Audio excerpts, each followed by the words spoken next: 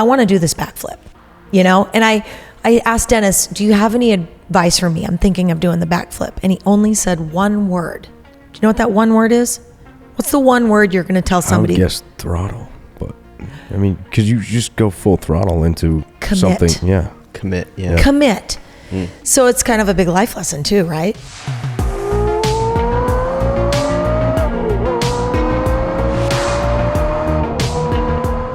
Hey, so welcome back to another episode of In the Driver's Seat with ABS. You are joining us in the halfway point, almost more than halfway point of our 2023 Audrain Newport Concours Motor Week.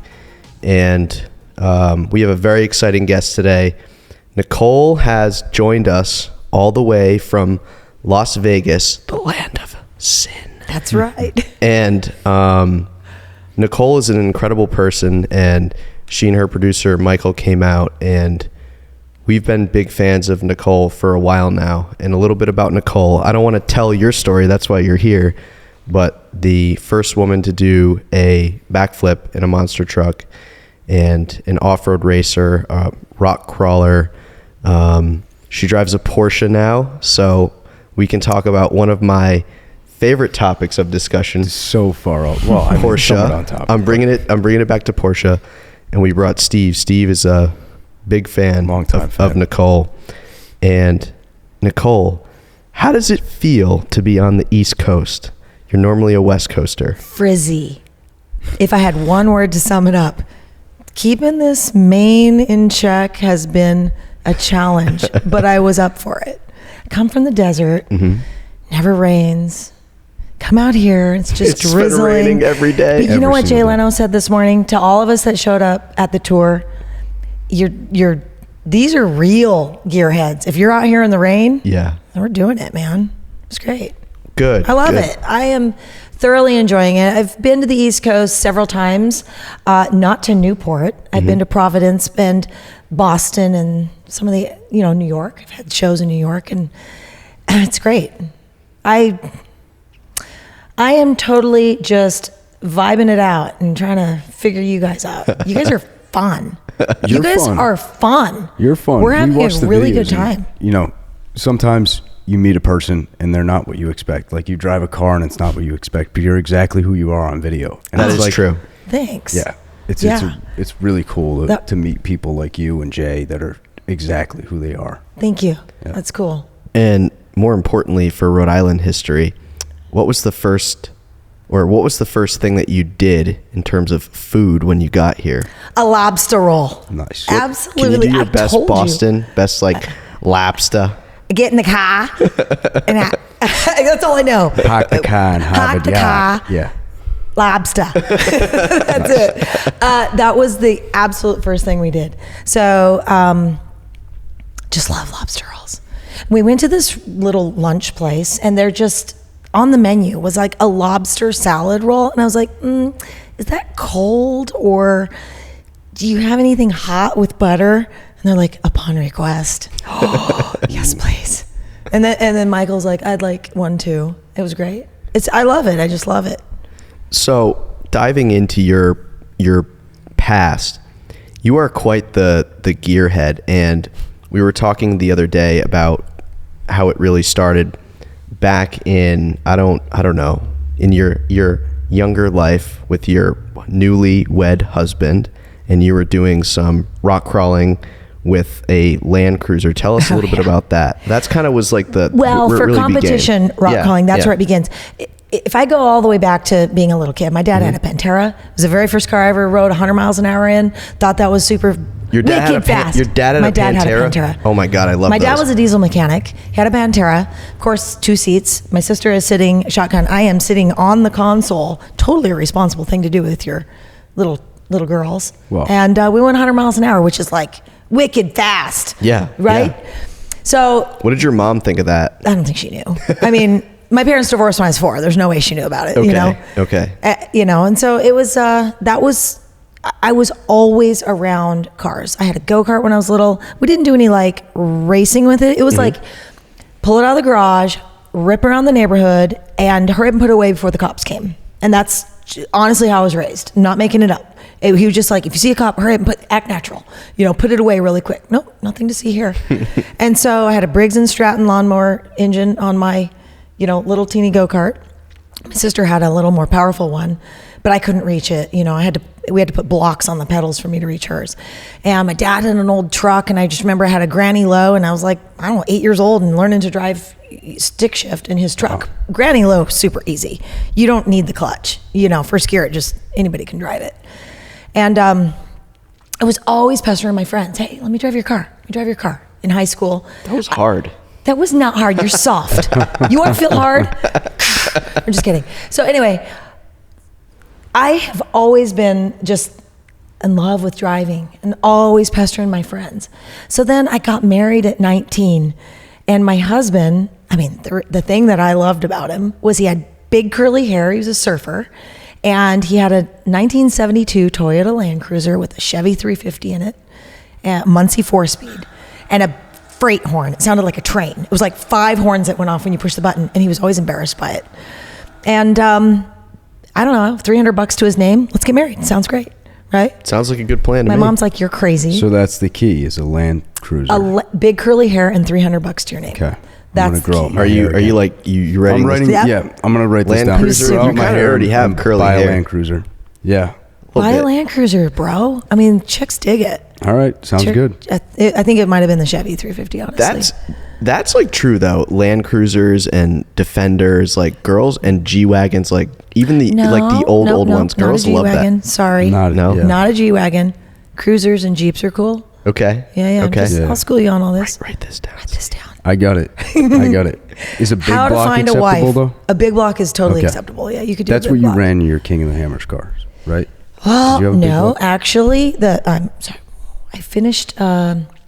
We can get to that. Okay, I had a we'll little get to that. Turbo I'm sorry. Ecotech, You a four-banger, man. You mentioned engines. Turbo and I got Ecotech excited. with 350 horsepower. Okay. That's how I finished King of the Hammers, right? Nice. A little teeny 4-cylinder. Nice. Yeah. But anyway, my husband had this Land Cruiser, and we lived in Utah. So great four-wheeling, great mountains, Moab.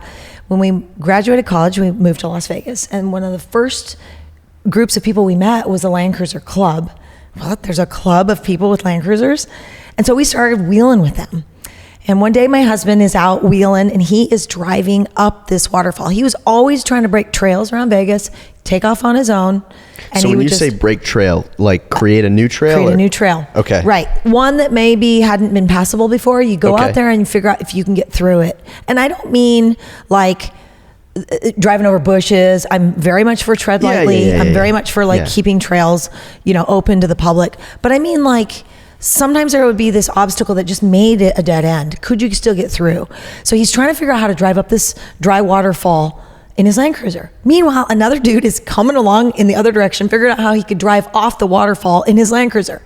They became best friends. That guy happened to be sponsored by Red Bull. He was a professional cliff diver. So rock crawling competition was in its infancy, right? We used to have cases of Red Bull. And it was just this technical, this was around 98 to put it into perspective, 97, 98. And technical rock crawling is not about speed. It's like you maybe have 100 yards to traverse in 10 minutes, but you would have cones set up as obstacles, gates that you would have to get through. Basically, rules are don't hit a cone, don't back up. You'll win. Simple, right? Okay, well, depending on cone placement in the terrain, it can be really, really hard. So they started doing that, and I was just like, the wife, the mom on the sidelines. We had little babies and cheering them on, and we trail wheeled a lot. And one day in 2004, someone asked me to drive their vehicle. Would you like to drive? It's an all women's event. Get in my car. Sure. And I won the event. It was my first competition. What did you drive? It was called a Rhino, and it was not like a Polaris. It was not a UTV. It was this manufacturer that had this flop of an idea for a short term. He had built these vehicles that he was trying to sell to the military as all tube frame. Ugliest thing you've ever seen. Did not flex for anything. They were horrible to drive. Sorry, Howard Pearl, if you're ever watching this, your Rhinos were terrible. But I was like, okay, sure. And I won the competition. So what that does is it bites you in the butt. Now you've got to compete. Yeah, you have the now bug. you're like, you get a taste of it, right? That was like when I beat all the Audrain boys at the electric go-kart race. Did beat us. Yes. Bragging rights. You want to go out there? I know. It's like this little adrenaline junkie thing that happens. Yeah, no, I get it. So meanwhile, my husband is like competing for the Red Bull rock crawling team in their Jeep. And I was like, you're a really good spotter. The spotter's the guy outside the car that tells the driver what to do, right? And it kind of the other set of eyes looks at the suspension and can tell if it's going to roll over, what you got to do. And I said, you are a fantastic spotter. Why don't you spot me? And we took our trail buggy and we started competing, and we were terrible. We placed no better than 14th. It was kind of older technologies. It was technology. It was a winning car in 2002, but by 2006, 7, nope, it's getting its butt kicked. We needed a better vehicle. So we got this new car, and we were just nipping at the heels of the best guys on the planet and getting on the podium and starting to get some recognition for it, and got really good media coverage. We were on the History Channel on Modern Marvels. They came out and filmed us at an event and got some really good magazine coverage. This is really before social media. So I also went and raced King of the Hammers. Are you familiar with King of the Hammers? No. So tell me about King of the Hammers. So you got to know the history of this. And my husband and I were part of the original people that were, in like running the Hammers. So the Hammers is this trail system in Southern California, about a couple of hours outside of LA in the desert, and just really killer hard, the hardest rock trails on the planet. And they get their names like Sledgehammer, Jackhammer. So the trail system is called the Hammers. It's out in the middle of a dry Devil's lake Pass, isn't that one of them? Maybe they Is keep that the breaking one so where many new ones. like the guys Satan's are literally Pass or going up something. like this? I mean, Yeah, I haven't pretty been out there much. for a while now. You're asking me things I don't know, guys. Come on, stay with it. I don't know. I'm into like this stuff now. So in 97, just to put it into perspective, we went out and as a Land Cruiser club, and we went out and ran Sledgehammer. It's a 1 mile long trail that took us 12 hours. 12 hours. Wow. Everybody was broken. We're all on leaf springs. Everybody's broken. We are just broken drive shafts, broken axles. Nobody's turning around. We're committed. We are dragging everybody through. Everybody is limping each other through. And fast forward to 2008. Actually, in 2007, some friends that we had who were starting this whole idea that turned into King of the Hammers called us and said, do you want to come out and we're going to go run every single trail at the Hammers and throw in a couple 100 miles of desert. You guys want to come out and be our test group? No, we just came back from Moab and you are crazy because like our stuff is just tired. We just came back from Moab. There's no way, and you are nuts. There's no way you can do that in one day. And that turned out to be the OG 13. 13 guys went out and ran it. If I'd ran it, it would have been called the OG 14. We said no because we were tired. We had just gotten home from Moab. So we ran it for the very first official year. That was a test group. I ran it in 2008, first year. 44 teams came out in the middle of the desert. We just parked haphazardly all over the lake bed. And we went out and ran a whole bunch of trails. And it took like maybe 6 hours and a bunch of desert. And we were like, we did it. Are you kidding me? We did it. It was crazy. I was the first female to ever finish it. Now this race, now they're doing it in far less time than that. But it's just the hardest one-day off-road race on the planet. Huge attrition rate. And I could never take the buggy that I was competing in then, which was just my competition rock crawler, and even be competitive today because now everything's purpose-built. Everything's $200,000-$300,000 purpose-built vehicles for this. But it has advanced technology. Yeah. Every manufacturer has gone out to the Hammers and used it as a proving grounds. It has really changed the entire industry.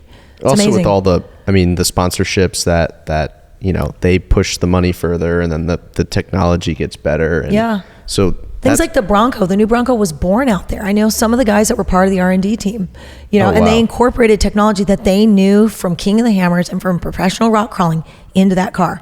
I was actually part of the group that when the Bronco was first launched, we did some consumer rides at different auto shows. Okay. And when I learned some of the features on the Bronco and who the guys that were behind it, I'm like, Yeah. I know those guys. I used to compete against those guys. So I don't have any sort of sponsorship or deal with Ford, but praise to them for That's figuring cool, that out yeah. and actually going to Tech guys who from the knew guys what that they were know. talking about. And most of the the cool ones with wheels and lifted ones are just going to be at the shop, parking lot Street and whatnot. parks. Yeah. Yeah. And I think coming from that, we can see the difference between mall crawlers and hardcore actual guys that are wheeling. So it's really cool. what's a mall crawler? The Posers. G-Wagons. Posers. Posers. Mall. Okay, Mall yeah. crawlers. Mall. Guys got that it. go to the Jeep mall, guys that, maybe ride they a put curb. their wheel on one curb so Yeah, they look cool, yeah. but it's really like They don't ever park it out. scratch it. It's all Yeah, shiny. exactly. Yeah. They've got every accessory. They've got snorkel kits. They've got high lift jacks. You're going to use that high lift jack? Really? They never use anything. I'm sorry. I'm going to get haters from all of this, but there is a total difference. I mean, I'm Somebody sure in has to every. call them out.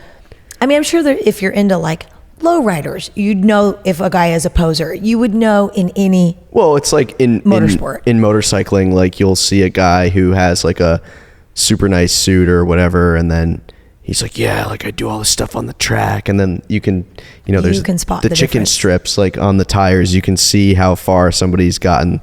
How low. much they're leaning. Yeah. And it's okay, maybe you just got new tires, but I don't think you're getting it that low. Or his knee pads are not scuffed yet. There you go. That's what I mean. Yeah. Mm-hmm. So how did that develop into Monster Trucks? Jam? So I was looking to get into short course racing. I'd done a little bit of that, and that's just motocross, but in a truck or a buggy. So it's on a course. You're jumping, you're drifting, and there's at the time it was televised and there's an audience, and I knew that could give more return on investment to my sponsors. And rock crawling wasn't really very grassroots, and it just needed more eyeballs on it. So I'm looking to, I'm going to SEMA. I had a press kit in my hand. I had a printed packet of all the media and a DVD, and walking around SEMA looking for $250,000 so I can go race short course. And I see Dennis Anderson. He is the driver and creator of Gravedigger. Yeah. He's with his son, Ryan Anderson. It's the end of the day. Nobody is around. Now, this guy had been sitting, just to put it in perspective, in a MagnaFlow booth with an hour-long line all day. Yeah, you're exhausted. Every day. You're not accessing Dennis Anderson. It's the end of the day, and he's standing right in front of me, and no one's around. What are your choices? You can keep it to yourself that you know who he is, or you can say hello. Yeah. Right? Mm-hmm. Yeah, you got to take that chance. Yeah, absolutely. I stuck my hand out and I said, "You're Dennis Anderson." Shake my hand. Anyway, I didn't do that click, but I said, "You're Dennis Anderson." And when I said my name, his son goes, "You're that rock crawler chick." And I'm like, "Get out. There is no way you know that." And he goes, "No, I kind of follow that because it's really just a grassroots sport." So Dennis says, they are looking for female drivers. They had tryouts 2 weeks ago. It's probably not too late. And I'm like, if they did it 2 weeks ago, I'm 2 weeks too late. No. Just, and Ryan had offered to introduce me to some of the bosses. Now, Monster Jam was owned by Feld Motorsports, which at the time owned Ringling Brothers and Barnum and Bailey Circus, Disney on Ice, Supercross, Monster Jam. Wow. Huge. Oh, so a small organization. They're the tiny. World's largest provider. They're also grassroots. They're also grassroots. Live family entertainment, world's largest provider of live family entertainment. So we're talking, this is real. Ryan introduces me to the folks at Feld, and within 2 weeks, I am sitting in North Carolina at Dennis's property in a Gravedigger truck, test driving a monster truck.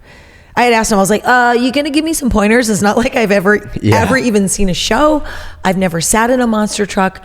It was just a door opened, a different path that I thought I was going to take. And I just took it, and they offered me a job. And 6 weeks later was my first show. Day 3, I drove for 2 days. They offered me a job, 6 weeks in between. So day 3 of driving a truck is my very first show in Trenton, New Jersey. They're like, "Don't hit the dashers, we're going to perform inside." Talk about 10 pounds of stuff in a 5-pound bag. Don't hit the hockey dashers. I've only ever driven in a North Carolina field. Yeah. And I don't even know where the corners of the truck are yet. Yeah. This thing is 10,000 pounds, 12 feet tall, 10 feet tall, 12 feet tall. Now I can't remember. Huge, right? Yeah. 1,500 horsepower. Insane. And I'm supposed to know where the corners of the truck are. Of course, I hit a hockey dasher, but I also won racing, so it was cool. I won racing my first night out. You start with little baby steps. You're just gonna do a whole shot. You know what that is? Well, you just like you take all the way off. up. Absolutely. Yeah. So that is exactly what I basically did to win the race. You know, they said, okay, hold the brake, come up on the torque converter. When I drop my arm, floor it and go about 20 feet. It seems easy, right? But most people will lift because that horsepower and the way it pushes you in your seat will scare you. If you lift, you're not cut out for the job. Can you hold it to the floor and actually trust that the car is, it's not going to hurt you, it's just going to go make a lot of noise. Yeah. But it intimidates people. So, okay, pass the first test. You can do that. Seems real simple. But you look back and you watch people and they lift. Nope. Interesting. So now do that with a little 3-foot jump. Same thing. We're going to have a little dirt, maybe not 3, this big, 2 feet. Now we're going to do the same thing, but 10 feet in front of the truck is a little teeny curb, a little speed bump that's 2 feet tall. Do the exact same thing. Floor it and see what happens. And that truck goes 10 feet in the air. Bam, That's like that. insane. It just whoop up.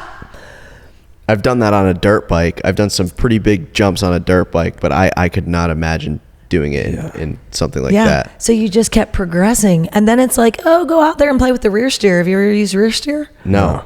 Yeah. No. So you sit in the middle of the truck and you steer with your left hand because your right hand is holding like a Joystick. So a little toggle switch. Yeah. right here. Talk us through what the control center looks like. So you don't have a conventional steering wheel? I got a really small removable, Okay. steering wheel. And we're in a NASCAR style rigid aluminum seat with just a very, very small amount of padding. You don't want to move. You want to be really at one with the truck. You don't want any suspension in your seat.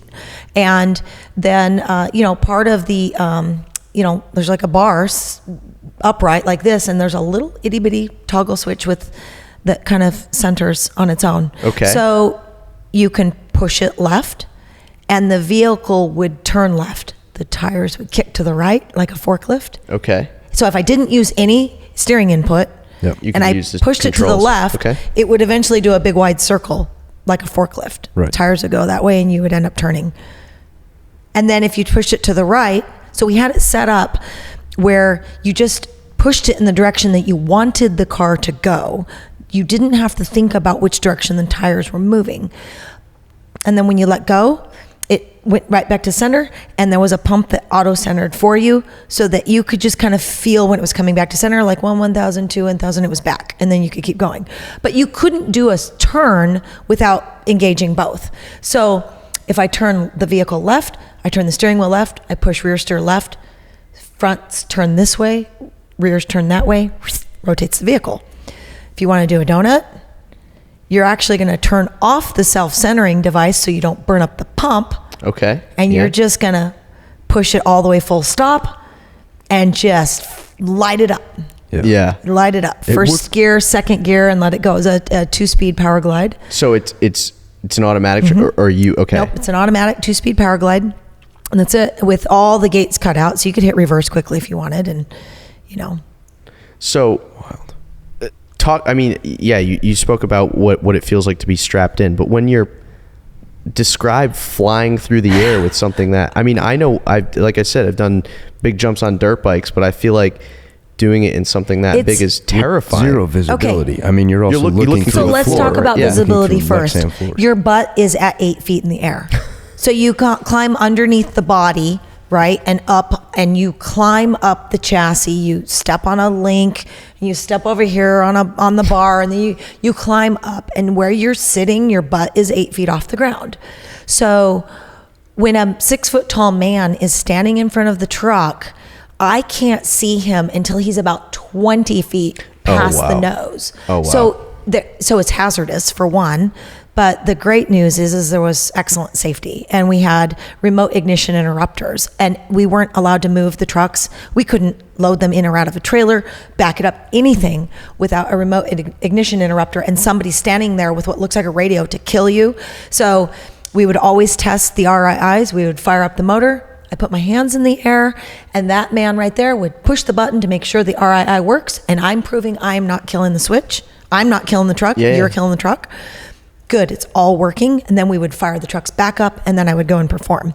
Every single time we would move the truck. So safety's great. But what did you ask me right before that? I don't even know now. Just like what it feels like to fly through the air. Fly through the air without visibility. So you have to understand what the visibility is on the ground first. Okay. So there are Lexan, see-through windows right here, and I can kind of see the tires and just the inside of the tires, but I can't see what's in front of the nose of the truck. So you memorize what's in front of you. So when you hit an obstacle, a ramp, and you're going to take a jump, you see it and then you don't see it, and you know it's coming and you feel for it. You have to memorize that it's coming. Yeah. So if it's like a crush car, or in the middle of a race, or just a freestyle, whatever, a wheelie. Now talk about a wheelie. Yeah. To set up your wheelie, you would come in, and maybe there was a little mound of dirt. You only need like a little 3-foot mound of dirt with like a little wall of dirt. You come in and you just stab the brake, which compresses the front suspension, nose dive, and then whoop, boom. And so right when you come up to the wall, you just pop like that, and it just pops it, and it stands up, and boom, sets it up vertical. And then you just tap the brake, and it comes back down. That's insane. So when you're flying through the air, it's going to be exactly like your motorcycle. You're going to whop, whop, whop to keep the wheels spinning, because you don't want to break your drivetrain when you land. No. You got to keep it moving at the speed that you're moving. So you just jump up and you whop, whop, whop. So is it true? So like with a dirt bike, like when you come to the end of that jump, you're, like you said, you're going to hit the throttle. And normally what I would do is I would kind of move my body weight back, and then I would slightly keep the throttle open just so gravity would keep my bike like this. And I'd want to kind of like land on my rear tire and then front tire to compress it nicely. So you can change the attitude of the truck or the motorcycle with your gas and your brakes and your body position. I can't change it with the body, but I can change it with throttle and with brake. So what's really important to know is when you jump a car, whether that's a monster truck or just a rally car, you have to drive through the ramp. So if you probably know this, if you don't drive through the ramp, you nose over, because now you don't have anything pushing you. I'm assuming, we were in 4-wheel drive. Rear engine's going to be the same thing. But you got to push all the way up. Oh yeah. And so, and it's hard. It's scary to do that. You have to commit to driving through the ramp, and you could hear the difference when somebody would drive beyond that, because then the revs would come up. Or if they're short of it, you could just watch the attitude and it'd come down. So sometimes if you started getting too high in the air, just tap the brakes. It would change the attitude, and you could come back down, just like on a bike. Cool. I've never rode bikes, but I know that it's the same, because everybody in our industry was talking about it like that. So you can, or if you're like, ooh, and you're not going to make it, let's say you have this really big and you see yourself nosing over, you can just stand on the throttle, and hopefully it'll keep you from crash, rolling keep forward. You a little more level if you have to save it. How do you not like drive into the crowd? Like if it's like, I'm not trying to be morbid. Well, we have safety holds for one. Yeah. They were really great about, they would push back some bleachers and create like a wall for one. Yeah. And then the crowd would be maybe 15 rows up, and that was all safety holds. Nobody could sit in the lower 15. Yeah, and they used to park the trucks on either end, right? So if you really ran into something, you were hitting a truck. Yeah, so that's also where that RII comes in. There are always track officials, probably 4 at least in just a little arena. And if they see something going wrong, they'll just kill you. And the whole drivetrain, everything shuts off. Everything comes to a stop. Smart. That's super smart. Yeah, because it's a pinion brake too. So they kill you and everything's coming to a stop. Am I nerding out on you? No. Is it good? Are you following it? Yeah. It's super interesting. Crazy to hear something you'll never. So when you're in the air and you're driving a dog, I'm never driving a monster truck, but it sounds cool. It's like you're just in a cartoon at one point. Well, you You're have just, a monster truck, the Avalanche. Are you kidding me? I treat it like one. So anyway, I did that for about 6 years, and I did land the backflip, which a lot of people ask me if I've practiced it. No. So that's like, I don't want to say your super famous defining moment, but I feel like that is such an incredible fact. And it, like, you tell someone that, well, no one does backflips. No one's done a backflip. Of course, in Monster Jam, it's much but more standard. This was 2014. Yeah. Some men had done it starting a couple of years earlier. No woman had actually landed one. An attempt, yes, but not landing it on four. So what does that feel like? That's insane. So let me tell you about my conversation with Dennis Anderson earlier in that day. He was my teammate in 2014. What that means is we have a semi truck that'll hold two monsters. And so we had, a spare motor, spare trans, and all the parts three guys could take care of two trucks. So I toured all year with Dennis. I learned a lot. And I came up to him before the event and I said, I'm thinking about doing the backflip. It was World Finals. It was 2014 in Las Vegas, my hometown. And my husband's dad was in hospice and he was about to pass from cancer. And my husband, my mom, and my mom and dad and my kids were in the stands. But my husband's dad was in town and in hospice. And anyway, my dad had died of cancer 3 months before I got my Monster Jam gig. I know that my father-in-law is about to pass, and there's just so much on my mind, and I'm like, tonight's important. I want to do this backflip, And I asked Dennis, do you have any advice for me? I'm thinking of doing the backflip. And he only said one word. Do you know what that one word is? What's the one word you're going to tell somebody? I would guess throttle, but because you just go full throttle into Commit. something. Yeah. Commit. Yeah. Commit. So it's kind of a big life lesson too, right? Yeah. Commit. This is deep crap, like man. We're talking about like cancer and and commitment. But there's so much there. He only said one word. He didn't talk to me about anything mechanical. I knew exactly what he meant. Hold that throttle open and do not change your mind because you're going to break your neck. If you don't rotate enough and you land on your roof, you could very easily injure yourself pretty bad. And the rotating mass is what pulls the truck around. So there's a Connex box, a shipping container, and a very small dirt ramp as a transition. And you come into it pretty slow. I looking back, of course, hindsight, I probably should have come into it just a little bit faster because I rotated really slow and I just barely landed it. And I actually broke the front housing and the tires were going out in each direction because I almost didn't rotate enough. But you have to understand, we've never practiced this before. There was no opportunity to practice. At that time in 2014, we did not practice. Today, they are taking the drivers and spending quite a lot of time. It's a huge investment to get these drivers several weeks of practice. I'm driving for 3 minutes a show. Yeah. You had like 3 days before your first 3 minutes a show gig. And maybe 20 shows. It's not a lot of time. No. So when I decided to do it, it was like, I'm just going to take all the theories that I have. Yeah. I've watched guys do it. I've listened to their timing of their throttle. I knew mechanically what it needed to do, and you just do it. So anyway, you approach this wall and you just floor it and hold it wide open, and then there's a GoPro image out there that's great. My eyes are this big because I'm looking for the ground, and what it feels like is, have you ever been on a trampoline? Yeah. Done a flip? Do a flip. Yeah. You don't feel like you're moving. You feel like the universe is moving. Everything around you is moving, and that's what it feels like. I feel stationary. Suddenly, the crowd, everything is upside down. Everything crowd is upside down. The whole universe Probably just feels moves. like slow motion too. It is weird. And I'm looking for the ground because now as I'm nosing down, right, I'm finishing I'm not totally fully rotated. I'm 3/4 rotated, absolutely facing the ground like this in the air. I got to know when to hit the brakes. Because if you don't hit the brakes on time, you're going to continue to over-rotate or take a bad bounce or whatever. So they're getting so good at it now. The drivers are just like, it's like a no-brainer now. Yeah. But I hadn't done this, and no other female had done this, and that was just my one experience. And this was your first season? No. It was, let's see, 2014, and I started in 2011, so my third year in. Okay. Yeah. But I landed it, and it was Still, great. that's insane. And then it's just, listen, there are so many people that have done so much better and bigger and badder, and there are women that are just killing it now.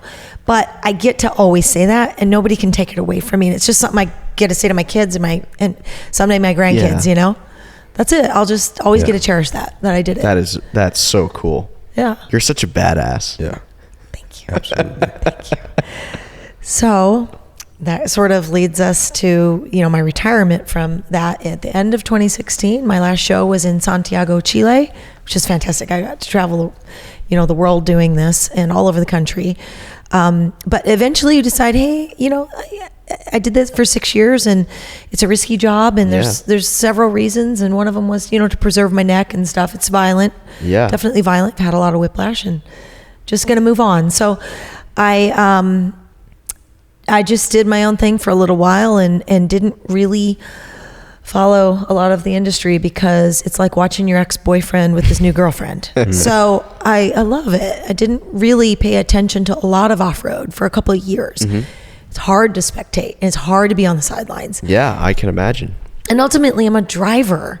And so I had to tell some friends, like, hey, don't take this wrong, but I have to unfollow you because I can't watch what you're doing. It's not that I don't. Can't watch you do what I want to be doing. Exactly. Yeah. It eats you up. I actually went through personally kind of a lot of withdrawal from it, and months of heart palpitations and angst and feeling like a loser husband, never was, whatever. My decision to leave and go in a different direction and not be doing that anymore, not have a motorsport, not be doing motorsports was really, really hard for me. And I mean, nobody knows that. You guys have the exclusive story now that it really physically bothered me. Yeah. Emotionally bothered me, because it was really hard to sit on the sidelines and watch the rest of the sport progress. Oh, I wasn't there. that's horrible. It sucks. I'm like, yeah. You know what I mean? That would kill me. Well, that's how you know if you really like what you're doing. It eats you up. But I also knew I had to do something different. I was ready to move on.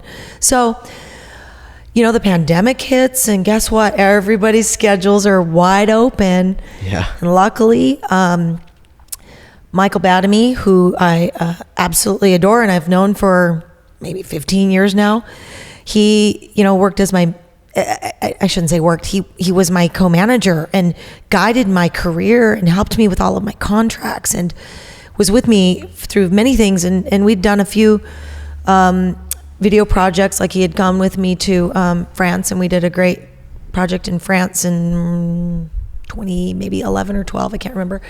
And he says, hey, that show we'd always wanted to do, let's do that, because my schedule's wiped out. What about yours? And he's won 7 Emmys for his work with other clients, and he's a very talented video producer, and said, yeah, let's do it, right? So October 20th of 2020 was the day we logged into YouTube and secured our channel name, Nicole Johnson's Detour. February of 21 was when we actually released our first episode. So we were working on the back, for 4 months to film some stuff and figure out what we were going to do. And the whole premise of Nicole Johnson's Detour is my exploration of all these things I've never done before. So, like, coming to the Audrain, are you kidding me? I've never done that. Like, what's a resto mod? I spent so much time. I'm hijacking this conversation, by the way. You guys can chime in anytime you That's want. the point. You're our guest. Okay. Yeah. They don't want to listen to me anyway. I don't have any life stories like this. Please continue. I'm living vicariously through your cool. stories. Okay, cool. So,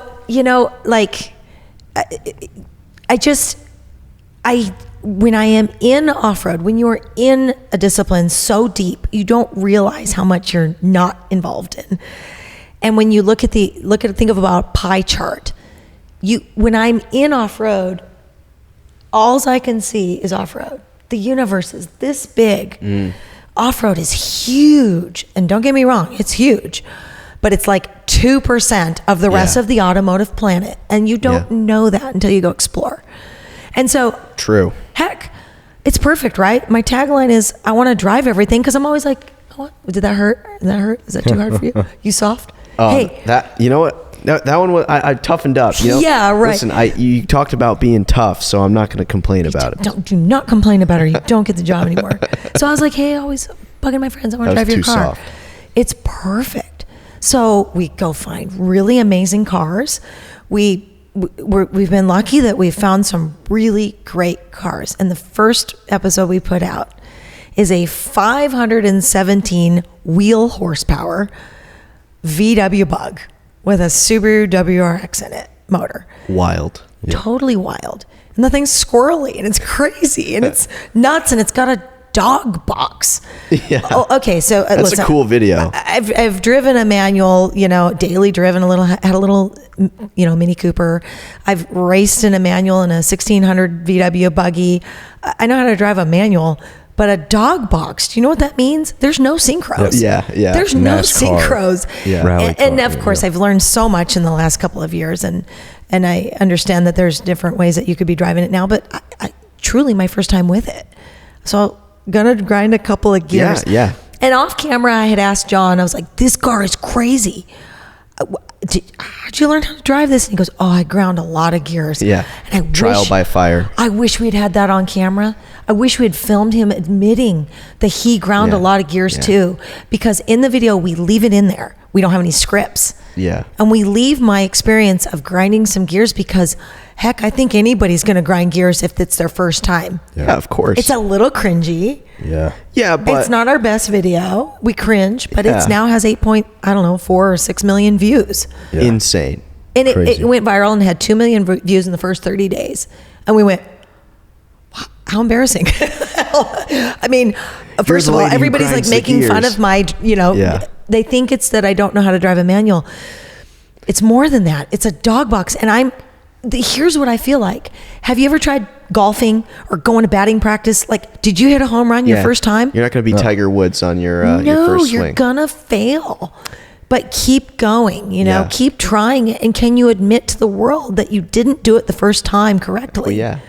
Well, it's like learning how to heel toe downshift or any of those totally things. learning that right now. That's exactly what I'm learning. I'm waiting for him to teach me because I can't do it in my Mustang yet. The pedal's too far away. And I'm waiting for him to let me get in the Boxster and show me how to do it. Yeah, I need that confidence. It's so weird. Well, did you put any aftermarket pedals in? Because I have a Boxster too, and I'm not happy with the pedals and the fly-by-wire and all this other stuff. He's good at it. I'll come to times Las Vegas and I'll teach you how to do it in your car with your stock pedals. Because I'm frustrated, but I'm also like, no, Nicole, adapt. Yeah. Because every car I get in, I can't just stop and I change the car. I have to adapt to the car. Yeah, so of I'm like, course. maybe I need to adapt to my car.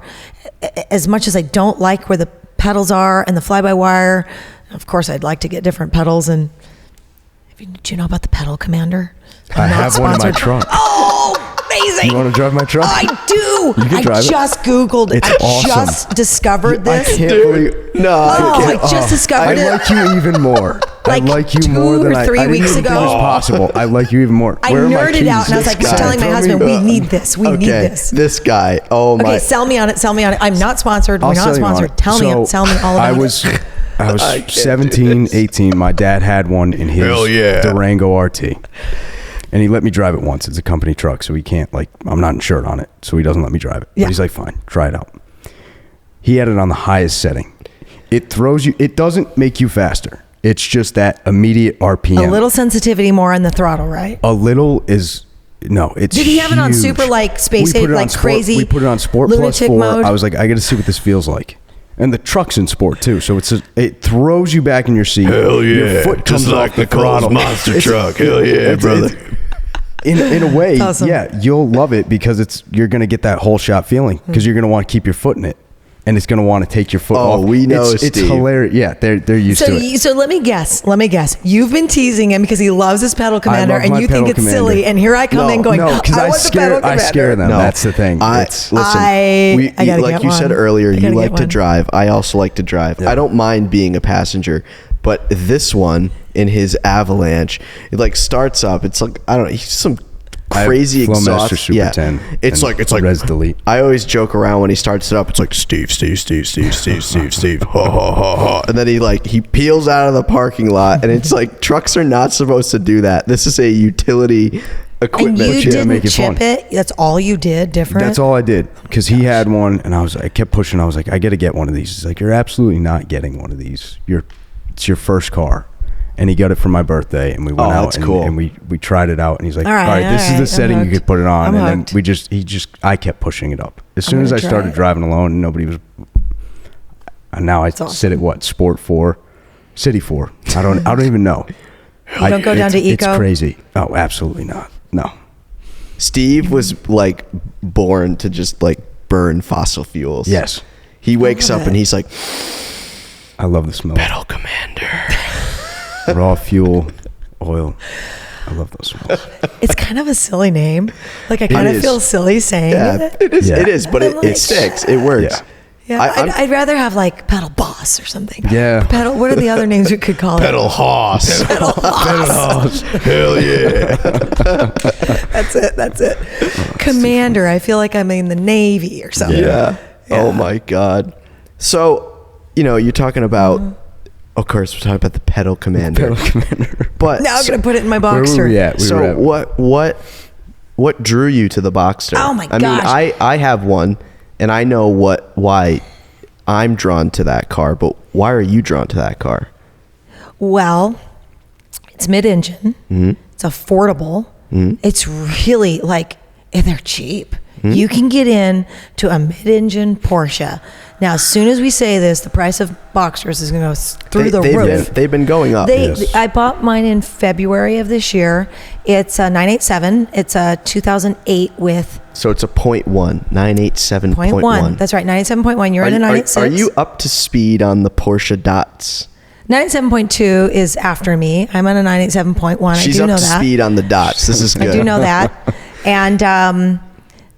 And it had 68,000 miles. Now I don't have an S. You're bougie. I don't have an S. The Boxster. But it's a 2.7. So what is the? Mine's the a 3.2. Oh my gosh. So in the 90s, I'm not worthy. Yeah, but your car makes the same horsepower that mine does. So what? 245? Mine's 250. But so it's the same thing. Okay. But the S in the 987 Gen was a 3.4. Yeah, Mine's significant difference. Now, I'd love to get an S, but here's some theories about why we chose this car. We were honestly looking at Miatas. They're small. People enjoy driving them. You can go make fun of them all you want, but they go kick butt in the corners, and they're great. Super fun cars. They autocross. They get on the track. So we're looking at Miatas. One of the best cars ever made. Yeah, we're looking at that. Looking at the Boxster, and honestly, I had a buddy that found one on Craigslist for like $10,000, and I was like. He goes, I swear it's been wrecked. It's a rebuilt title. But we saw the pictures of the front end damage, and we're like, there's nothing wrong with it. It was just, it's easy to total it out, right? And they had fixed it. They had fixed it, and then, it sold at auction, and this guy had bought it in a lot of vehicles, and he didn't want it. So he had it for sale for $10,000, and I'm 2 hours away, and my buddy in Utah sees this, and I go, I trusted him because he had bought and owned several Porsches, and I go look at it. If you think it's good, offer him 8. And he offered him 8, and he took it. And so I incredible. I zelled him the money, and then I took a trailer up there, and I picked it up, and I brought it home, and yeah, 68,000 miles on this car. Now, it's not perfect, but everybody's like, who cares? It's just a track car. It's a track car. But you've been doing a really cool, and you've been building the car, and you've been documenting the whole thing on your Instagram. Yeah, we stripped all the leather, got rid of all the plastics, all the leather, and all the foo-foo stuff, and we got rid of the insulation over the engine. The motor is right behind you. Yeah. So we got rid of all of that, and here's the funny thing. It's loud. It is so loud. The only thing, so the first day I took it on the track, we had wheels and tires. I got some Toyos, great Toyo Proxies. Are you familiar with the R888Rs? Yes. Mm-hmm. Good tire. So we got some of those on there, and I got some great wheels. I got some 18s in 8-inch up front and 10s in the rear, and everything else was stock. And I went out to Willow Springs, and it was great. Props to NASA. They have a great HPDE program, and I I just needed a baseline. I didn't want to do any suspension changes until I understood the car. You can't make, everybody jumps into, I need coilovers. No, you need to understand your car first. I've never even driven this car, and I need to understand this car first. Everybody out. Right? Dude, calling me out. Do not go straight into, I need coilovers. Yeah. No, go understand your car first, because you're not going to get the right setup. Well, yours came with coilovers, and I don't even know anything about this car. world. The old one, and smacked it into a tree. So anyway, we go out there, and it performed great. It was awesome. Yeah. It was great. So we just did a few changes since the last time. Let's see, I got out on the track about a month ago, and we've since caged it. We put in a full roll cage. Smart. And just for safety. I don't really intend to race it. In your My garage, husband, right? Yeah, did it in the garage. My husband's So amazing. sick. Insane. He used So to be a sick. certified welder. Of course, we did our own race fabrication, and he used to be a gunsmith, and he's man's man. Yeah. Yeah, he knows He's his not stuff. the dude playing a dude. He's the dude. I really He's enjoy the when we met at Laguna Seca. Well, Last month. A couple months ago. It's August. going to be October. Jeez. But yeah, give or take a October, month or yeah, so. a couple And months. I thought he was like the chillest dude ever. He Super is. nice, like really calm, seemed really happy. Like obviously he's super encouraging. And, Oh, yeah. And he's been really encouraging of your YouTube, Nicole Johnson's Detour. Oh, he's awesome. He's awesome. You know, the cool thing is my family knows Michael, my producer and business partner and all of this. They trust him. And you can't do any of this without cheerleaders on your team. You know, Michael believes in this. Frank believes in this. My two boys believe in this. You know, my mom believes in this.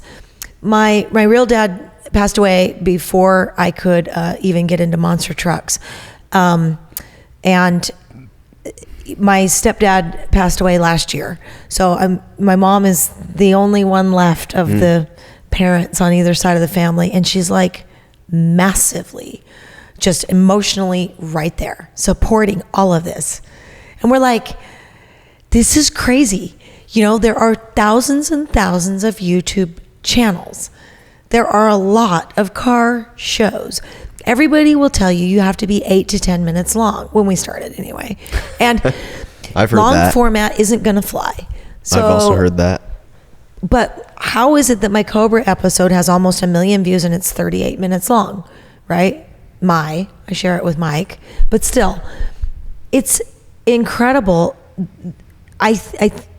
We're breaking some of the rules, and that we have very high production value on a platform that's just free. Anybody can jump on and post selfies. I think that's kind of like your MO though, like Totally. breaking the rules and like just doing things and taking that Breaking step. the rules, driving things nobody else does, Yeah. I mean, or finding a different path. we would with it. always love to find cars that nobody's ever driven before, but the guy, you know, his wife's never even driven it. It's not always possible. Sometimes it's already been featured. Sometimes I have this huge goal that like we could build a following big enough that they see my vision, our vision of I want to drive everything, and it's vicarious, and you just want to come along with me.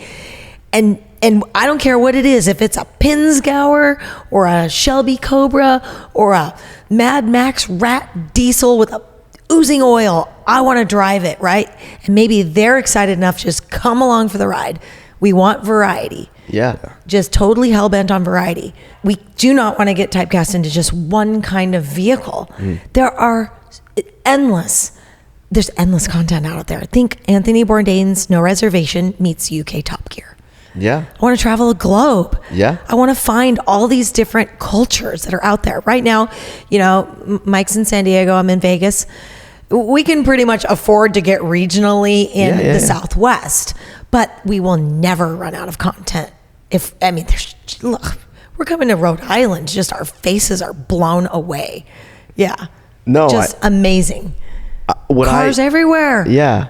What I think's super cool about your channel and watching your videos and diving into them, having, you know, learned about you and all of this is your excitement. You seem super happy, and you know, some people can put that on as an act, and there's nothing wrong with that, you know, for talking up to the camera, but being with you off camera and you know, seeing the passion come through, it definitely translates in the videos. And I think that's probably one of the reasons why so many people watch your videos. I mean, your channel has exploded in the last year. The views are really insane, especially for a new channel. Yeah. I mean,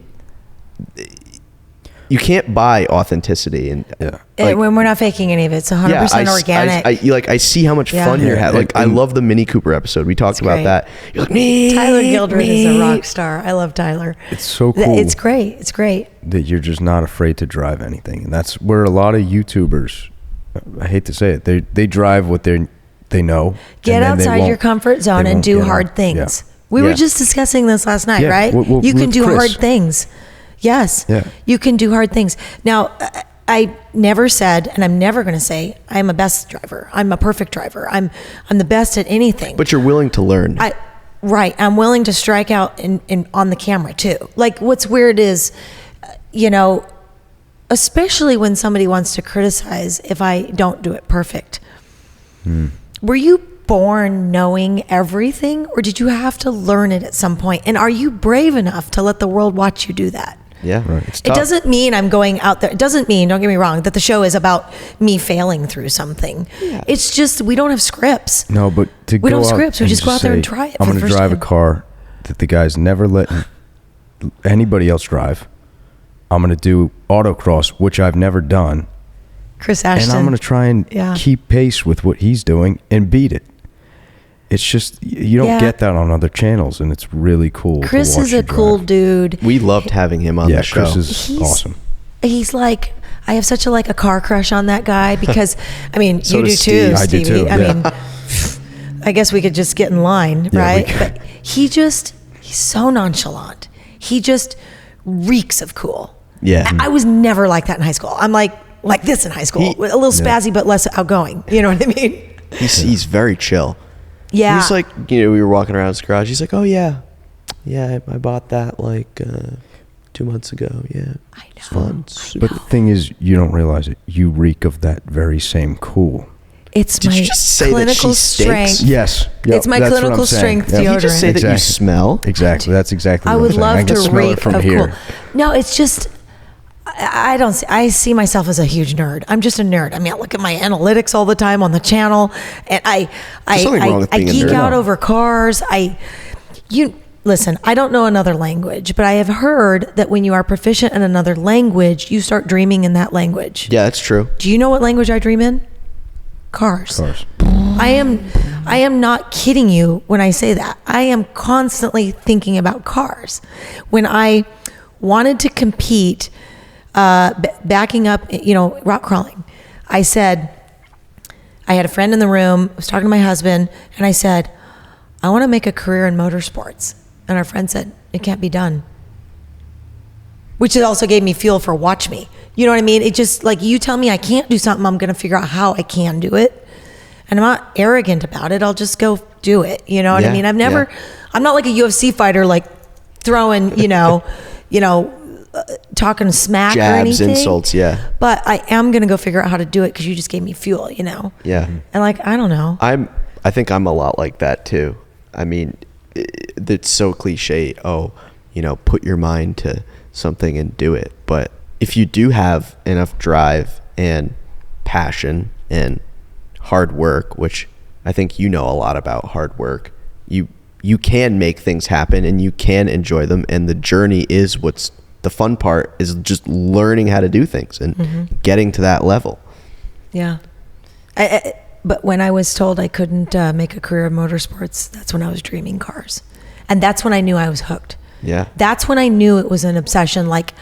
This isn't just a fleeting fad. You know what I mean? I think about it 24/7. Cars. That's how I am. I'm just a nerd. I think we all are. Yeah. Yeah. And Cars. It's given us the outlet, Yeah. It used to be thinking about cars by yourself, and now we talk about it. Oh, it's so fun, right? It's so cool. It's this unifying factor. When I went to France and drove a Jeep over there, I went to France and thought, man, the French hate Americans. That's just what we think in America, that the French hate Americans. And we go over there, we're all driving Jeeps. It's like this unifying, no, the Jeep liberated France in World War II. Yeah. Actually, we don't hate Americans. Thank you, right? Yeah. And we had this common thing, man. It's cool. So cars, anywhere you go on the planet, is like this common religion, you know? Yeah. It's this common thing, and we all share. They say music's a language. Yeah. Cars are a language. I don't think there's any other hobby in the world that can connect like the poorest guy and the richest guy and the person in the middle and whoever it is. It's just a conversation, and the conversation just always keeps flowing. Everybody has a car memory. Yeah. I flew out of a car when I was 4 and skidded across the asphalt and burned a hole in my jammies. No matter, I didn't even have to be a car person, and I have a car memory. True story. It's amazing that you even like them, considering you almost died when you were a child. My mom didn't have me in a seatbelt. I don't think they were like required back then. Yeah, And then they strapped you into the monster truck. They're like, she needs to have all the seatbelts on. Yes, all the seatbelts. Yep. So I don't know. I just don't think I'm ever going to tire of it. Don't think I'm going to quit. No. Keep making good content and just keep going. I don't ever know what's around door number, what behind door number 2. Sometimes you just have to be willing to just go down a path you don't know. That's just exciting. Check it out. No, that's an exciting feeling. Well, I think we have some pretty interesting cars that Gonna have to come back when we have for you to check out. So yeah, when we have our cameras and we have some more time, we're gonna have to sit down and figure out what cars to drive, because we're never gonna run out of content in Rhode Island. I can tell you that much. Yeah, there's this place a lot of is stuff amazing. here. For anybody who's never been to the Audrain or participated in the Motor Week, oh my gosh, come experience it. This is great. Yeah. And everybody on this channel, go watch Nicole Johnson's Detour. It's Thank you. fantastic. It's awesome. Appreciate it. Yeah. Are we done? You Well, gotta go. You're so busy, bro. Thank you for making time for me. How long was that? I don't even know. You're amazing, though. I gotta say something really quick before we end, and you're not allowed to edit this out, okay? You're not allowed. You guys are gonna control this. You're not allowed to edit this out. I want to say how much I admire you guys. No. You guys are young, passionate, professional, awesome. The Audrain is super lucky to have you guys. Oh, thank you so We're much. lucky to have you as a Enjoy guest. you guys. We Yeah, admire you. Thank you so much. You. Really appreciate that. Seriously. Now that we have all the warm feels, we're gonna do a group hug. Yeah, we can do group hug. hug. Oh, a group hug. Look at this. How silly. Well, we wish we could give you guys a group hug, but we Wait, really appreciate That's you. where this comes in. We really appreciate you coming along. And as always, remember to like, subscribe, comment, share. If you're listening to this, make sure to hit the like button. I think that's a On thing both channels. on the We're tagging podcast. the Detour. Yes. Go follow Nicole. Oh yeah, you can check me out on Instagram too. Instagram, YouTube. Nicole Johnson Offroad, because that's where I came from. And then Nicole Johnson's Detour. on YouTube. Yep. We'll put that right here. Hell yeah. But thank you so much, and we'll catch you in the next one.